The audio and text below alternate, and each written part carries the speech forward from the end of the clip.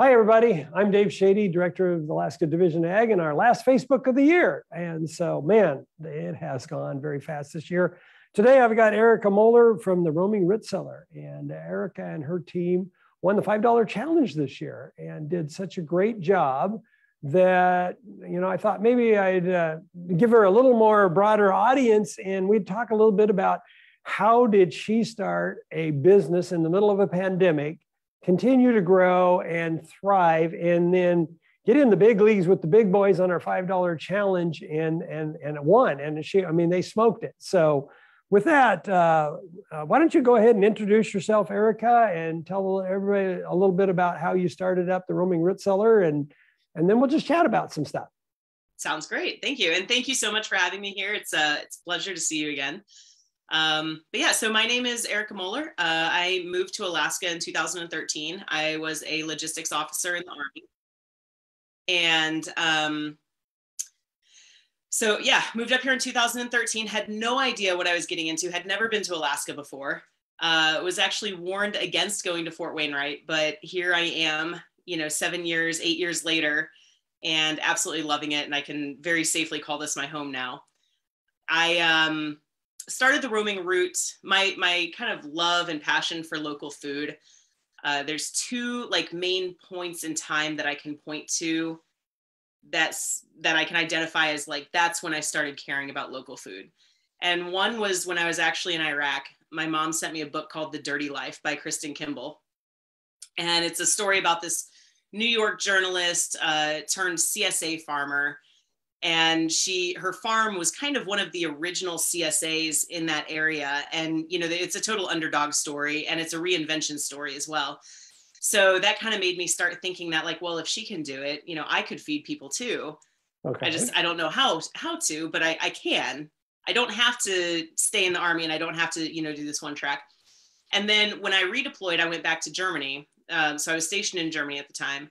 And I can point very specifically to their hard-boiled eggs as so when you go to a German farmer's market, they actually sell eggs that are already hard-boiled, and you differentiate them from raw eggs because they color them in colors of the rainbow. So you can go to the farmer's market and you can get your dozen purple, blue, orange, yellow, red eggs and eat them all week. And I thought that was the coolest thing in the world. In addition to the local bakeries and the local butcher shops and things like that. So when I moved back to the US, I really struggled to find sources of good local nutritious food. And that's when it was kind of highlighted as a problem to me, a nationwide problem too. It's not just Alaska. Right. So I started reading more on, our farming structure in the US and things like that. And that's when it really motivated me. And when I decided that was an issue that I really wanted to focus on with my life. So, and then, the Roaming Root kind of grew out of that. I tried starting a farm and on our 3.5 acres here in the Gold Stream Valley in Fairbanks, and realized a number of the issues that our farmers face, which I think we're going to talk about a little bit more in depth later. And so I kind of transitioned from farming to retail. And I did it specifically to help our farmers meet their market. So that's a very broad scope of the why. And I apologize if you can hear dogs scratching at the door. I'm working from home today because of the snow.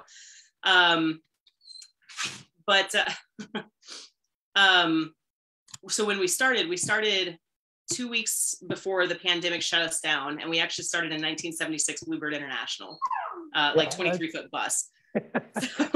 I love this story. I mean, it's you started in the bus, and 2 weeks into it, you have a pandemic, and you're like, oh, that's not good. But you guys have just thrived because of that. So kind of explain how the pivot actually was to your benefit.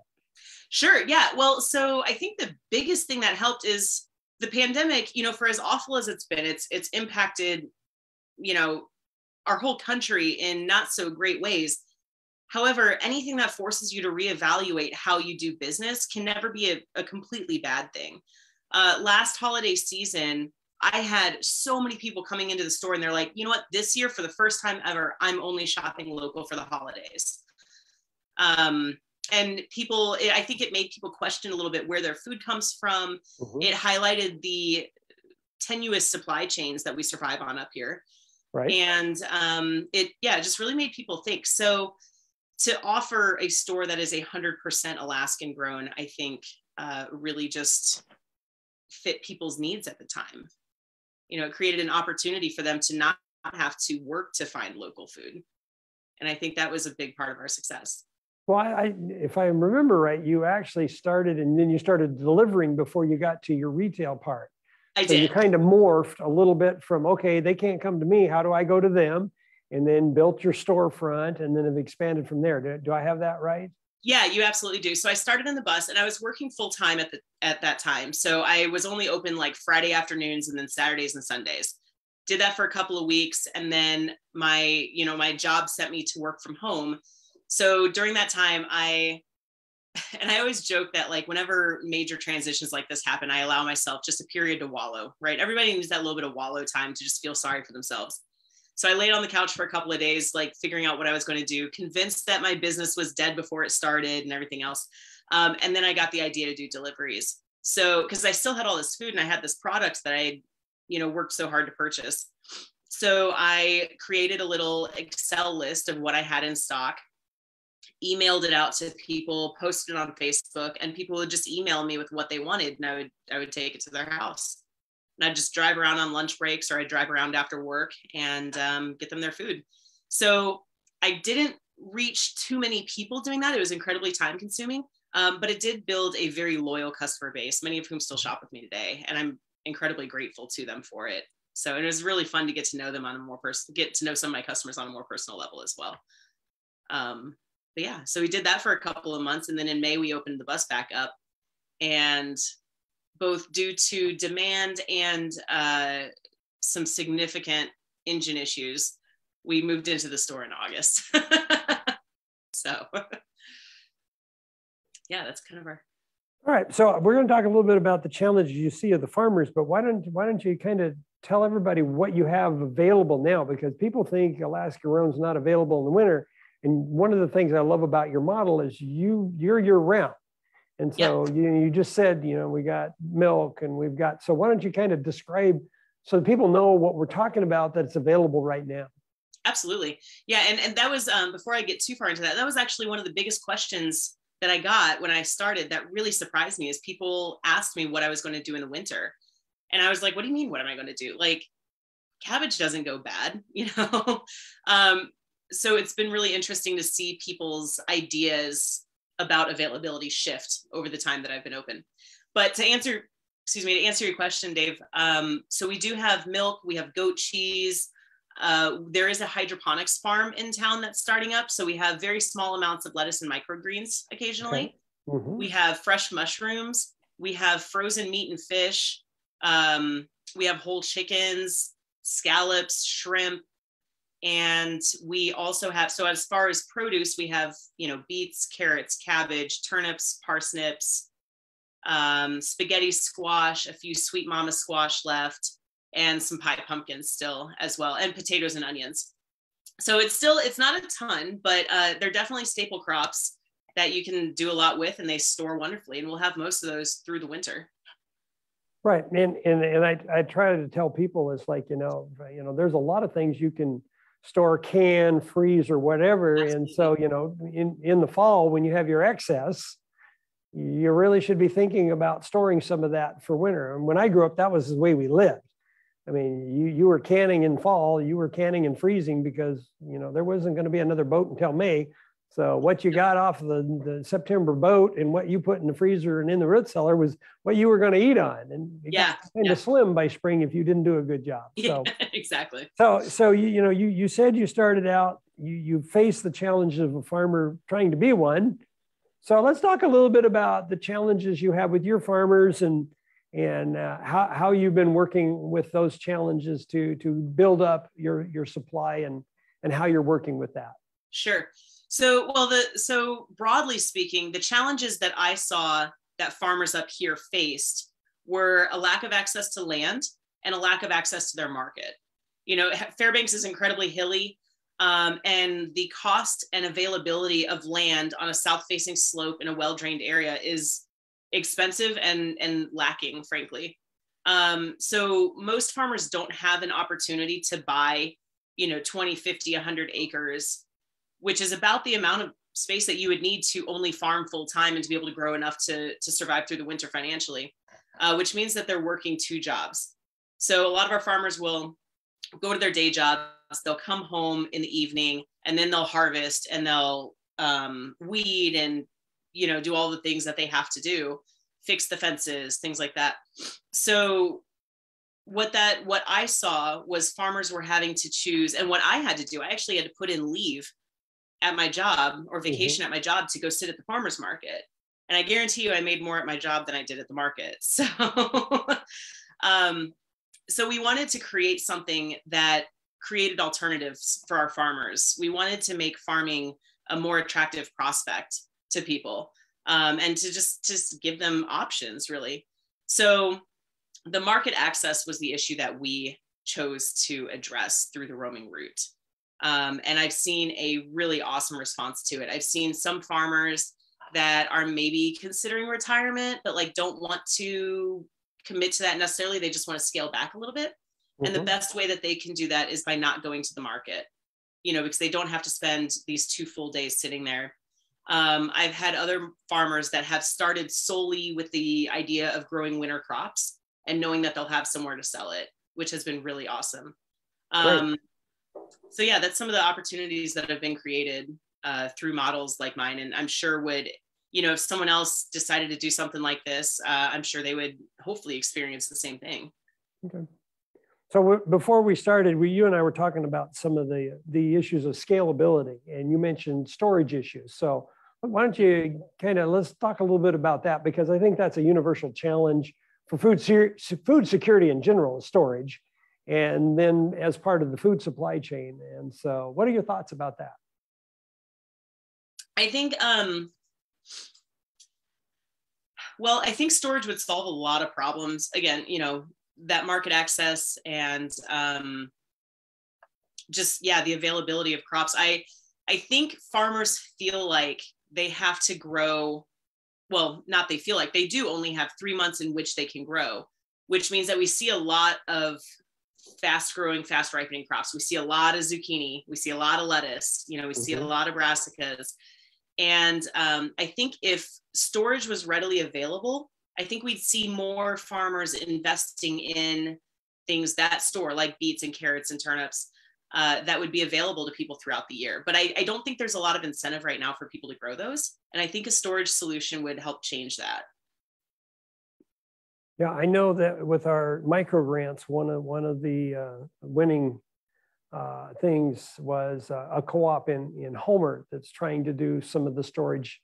So it's going to be interesting to see if their model works and how we can scale and use that model in other areas. So I was, when I went through all of the team's work and saw that it's a significant amount going there, and it'll be interesting to see if they can take that co-op storage model and make it work. And part of the thing is getting them the capital to see if they can make that work. So that it's so other people have seen the same problem, and you guys are all, it's kind of funny how things are mesh over time, and people have ideas, and then they try solutions a little this way and a little that way, and then we kind of figure out what works for Alaska. And I spend a lot of time explaining to the USDA, this is Alaska.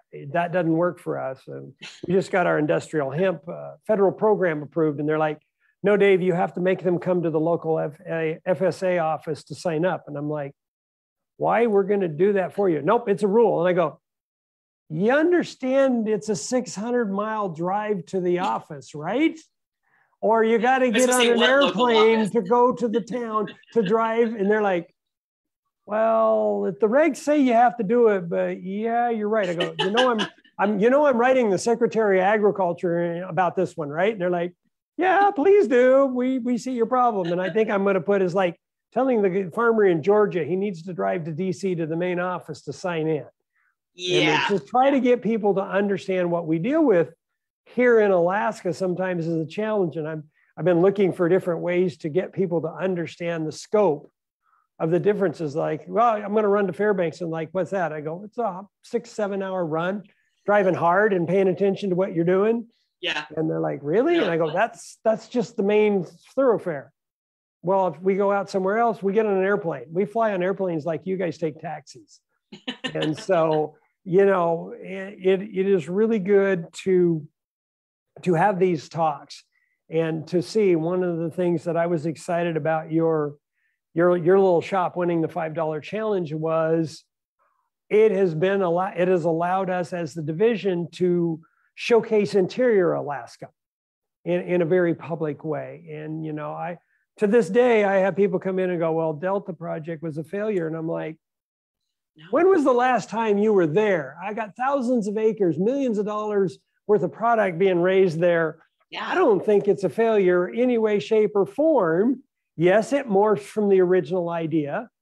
But if you saw the little poster that the team came up with on 12 Days of Christmas, there was $5 million worth of grains raised in Alaska. No, we're not North Dakota. Don't get me wrong. I know we're not in that scale, but it's significant. It is something. And we grow oats for oatmeal in the state now, and we grow wheat, and, you know, it goes in our beer. And, you know, we got a lot of really neat things that Alaska is doing for Alaskans. And that is what excites me. What you're doing excites me because we're making this work. Our $5 challenge is if you have $5 a week for 6 months, we're raising 33 million. I'm like, no, I think we'll do it 12 months out of the year now because of people like you. $5, guys, it's a couple of cups of coffee, supporting our local industry, supporting our own food supply chain. I think it's a no-brainer. And it's so easy for me to go out and be passionate about ag because I see what you guys are doing out there. And it really makes my job a lot easier when I'm like, look at this success, look at that success. This is what we're doing. So other ideas for people, if they're in an area and your kind of store is not there, what are your suggestions? Would you be willing to help people? What are your thoughts in that? Yeah, well, so first of all, we do ship throughout the state of Alaska. And actually we ship nationally. So if you're down in the lower 48 and you have to have that Tanya's biscotti out of Anchorage, or, you know, those elevated oats out of Anchorage or something else, like, we'll happily ship them to you. When you asked me what we sell, I didn't talk about the shelf stable food, the honey, you know, the eggs, the seasonings, the popcorn and chips, the jewelry, pottery, artwork that we also carry. That's all made by Alaskans, but, you know, that's all on our website. So we can do that. Or, you know, there's actually a lot of really great stores that are doing their own thing that also supports that supports local.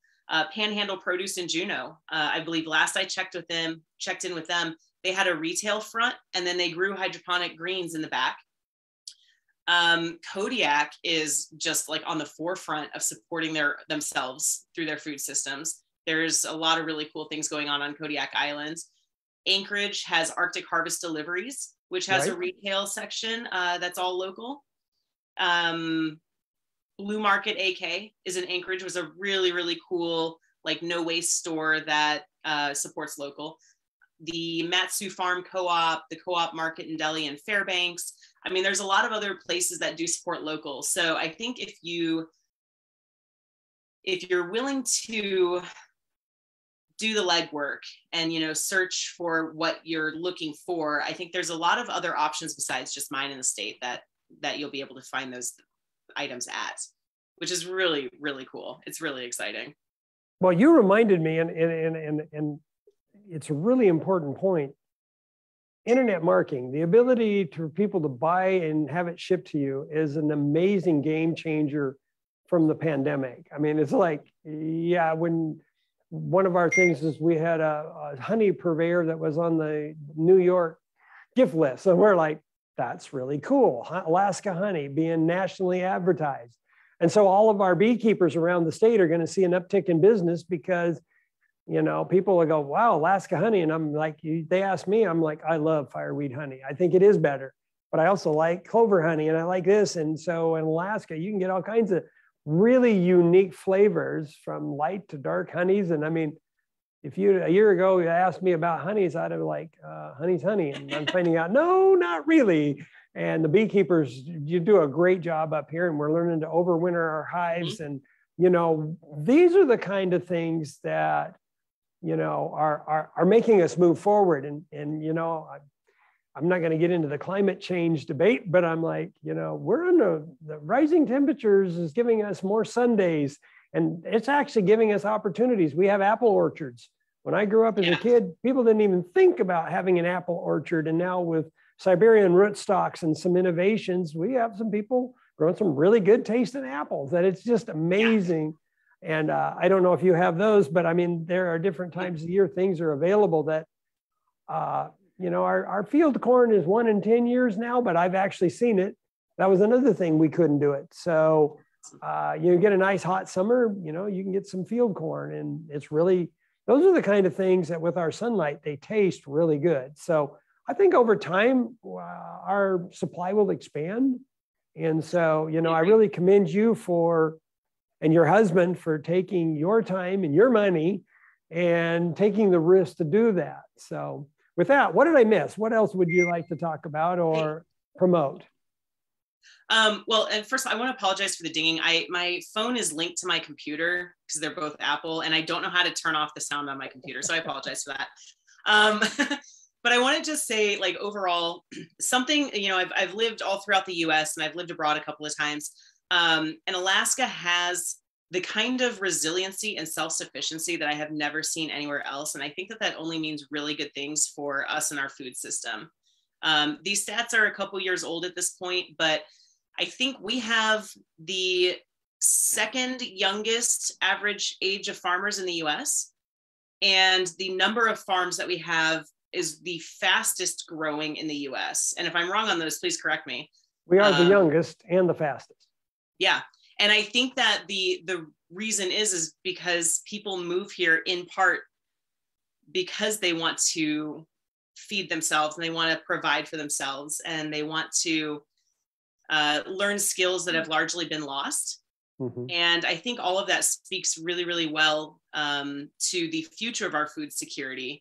And I think it really just kind of embodies the Alaskan spirit overall, as I've seen it, which is it's a really exciting time to be here, I think. All right. Well, I'm going to put you on the spot now and ask you a question. Sure. We run the Alaska Grown program, and I think it's the branding. We're the second oldest brand for ag in the country. Kentucky has us by a few years. So, you know, I'm real proud and what the team does with Alaska Grown and the $5 challenge. Do you think that is helpful to businesses like yours when we're doing the $5 challenge, Alaska Grown? Are there things that we could do better to make it more effective for you? Sure. I absolutely think that it's helpful. I think when you offer people a challenge like that, I think it gives people something to be excited about, as well as raising awareness. Like, I've had to explain, through the course of our competition, I explained what the $5 challenge is countless times to countless people. And the response was always, oh, wow, that's really cool. Like, I really like that. So I absolutely think that it's beneficial. And as I've told you before, the coverage that we've gotten from winning the Alaska Grown Golden Carrot has absolutely helped our business. Great. So I'm very grateful for both of those things. As far as what you could do differently, and I've shared this idea with you in the past, I think it would be really cool to incentivize it. Do some sort of way that people can track the money that they're spending and have something, at the end of it, where when they hit a certain benchmark, they're entered into a raffle, or even if it's just something like, the governor sends them a letter thanking them for their support, something like that. That's a great idea. We're going to have to see what we can do with that. I thought that was a great idea. Thank you. I think it'd be a lot of fun to actually make it a little bit of a friendly competition, Not only from the stores, now you got people competing and realizing they're in it, and we'll have to talk some more about how to do that. I know the team is brainstorming some of our marketing for next year, and that's one of those.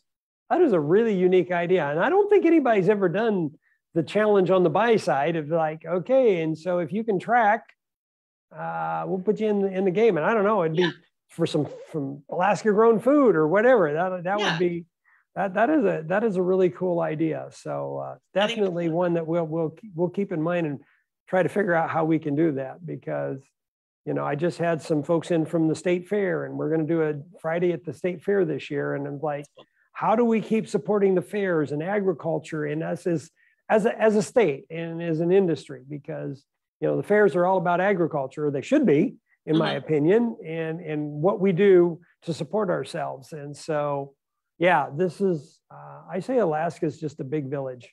We really are a large area, but we're very small in numbers, and we're tight. And I agree with you. People in Alaska, they don't last here if they're not willing to be a little tougher and a little smarter and a little more innovative, because things aren't just handed to you. You guys have been dealing with feet of snow and ice and rain, and it's like, oh, it's Fairbanks, we'll deal with it. Yep. And so, oh, it was a nice vacation, then I'll go back to work. And so that I love that attitude of Fairbanks. Is like, it's just the way it is. We got snow. We needed snow. I mean, the West Coast was desperately dry, 12 feet in Tahoe. And I'm like, oh, thank God. And I know people are like, what? I'm like, oh, if you've seen the reservoirs in the West, I mean, it's really devastating, some of the things they're dealing with. But they were talking about turning the water off in California ag next year if they didn't have the snowpack. Oh. This is the level of drought we've been dealing with in the West. And so it's really bad for the West, gives us some opportunities here. Yeah. But it's all of this is, one of the things I like to say is we try to keep the system in balance, because we can support them and they can support us and that. So I always give you the last word. I try to let my guests have the last word. So really appreciate you letting us come up and do the presentation and do that live. And again, thanks for coming on. So any last words of wisdom or things you want to promote? It's yours. Sure. Yeah. Again, thank you for having me. It's been a pleasure chatting with you, and I look forward to hopefully seeing you again at some point, maybe next year for the for the $5 challenge again. We have had one repeat winner, so it's the challenge is on. That would be great. And I'm sure I will be up here more next summer. The Nanatucket, we're going to have our first ag sale, the first 2,000 acres in June. So awesome. That availability portion you were talking about is something that we are definitely doing. We got our industrial hemp program certified by the federal government yesterday. So we are now a federal plan, and that is, we are rocking into the new year of 2022. So I want to wish you and everyone out there a happy new year, a safe and healthy one. And so bye for now, and I'm sure I'll see you soon. Take care, folks. Thanks so much, Dave. Happy New Year again. You too. Thank you. Bye.